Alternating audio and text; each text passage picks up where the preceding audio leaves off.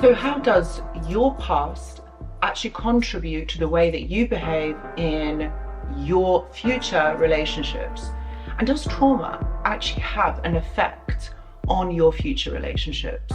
This subject has been studied for many, many years by different psychologists and philosophers. And in today's video, we're looking at how childhood trauma can profoundly affect the way that you choose your partners, the way that you behave in your relationships, and how it literally carves your romantic life.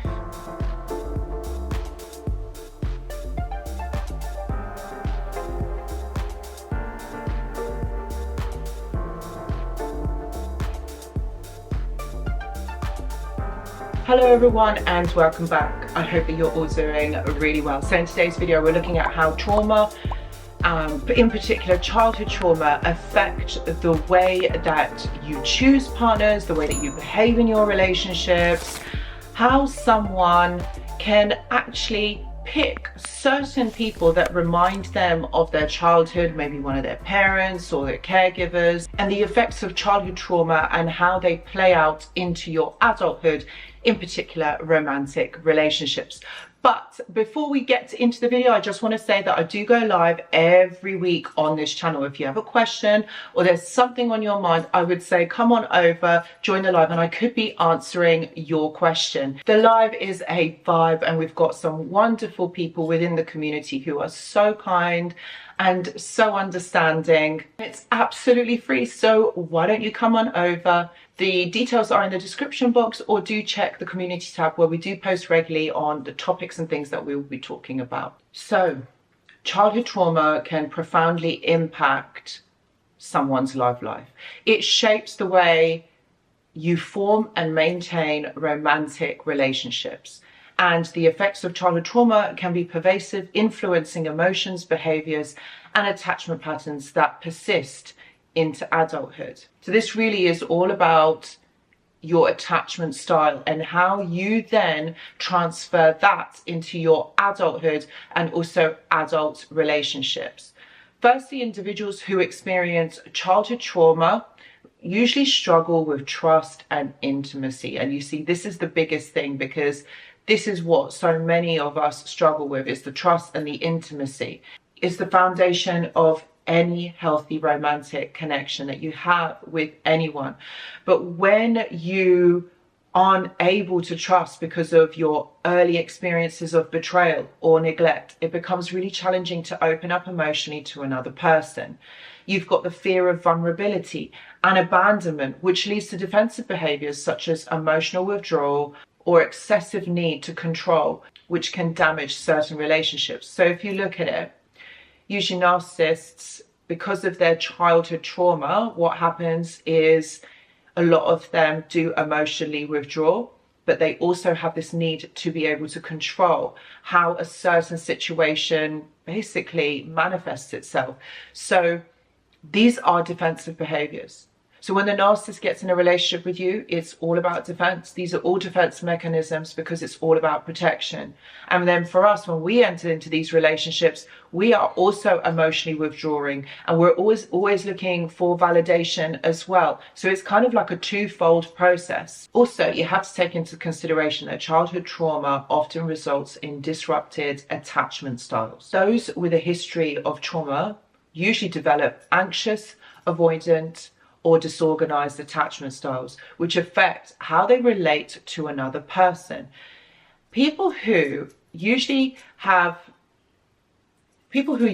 are anxiously attached are quite clingy. They have really clingy behaviors because of this deep-seated fear of abandonment. They feel that someone is going to leave them and isolate them, while someone who's got an avoidant attachment will struggle with emotional closeness and independence. So they're always going to be looking for validation.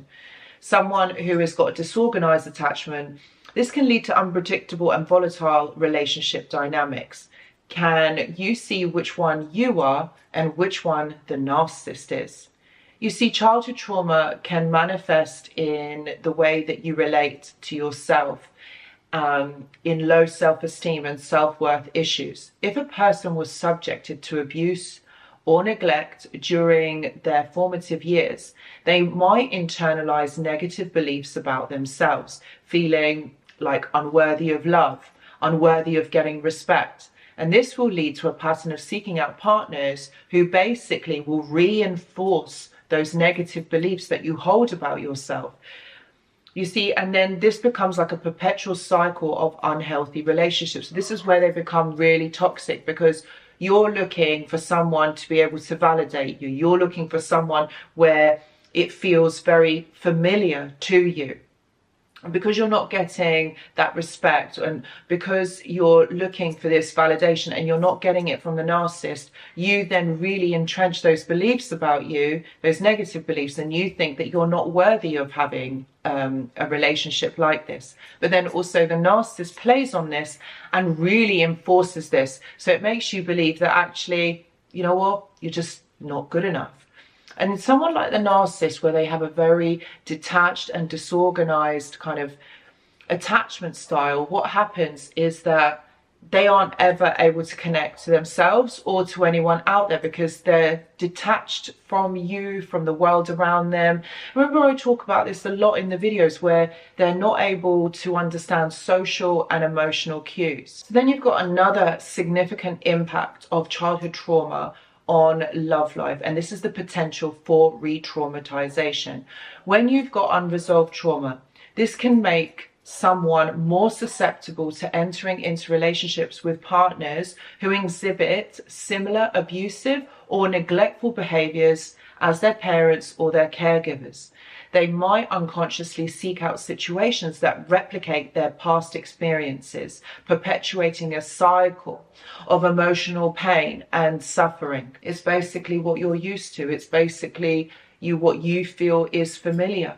And that's why you go back into these cycles. That's why it feels so good, because it feels familiar. It's what you've experienced before, and you feel like this is how it's supposed to be. So identifying a healthy relationship is harder for someone who has had childhood trauma, because you're always going to be expecting this abuse, these abusive behaviors, these abusive partners, because you'll recognize them as familiar.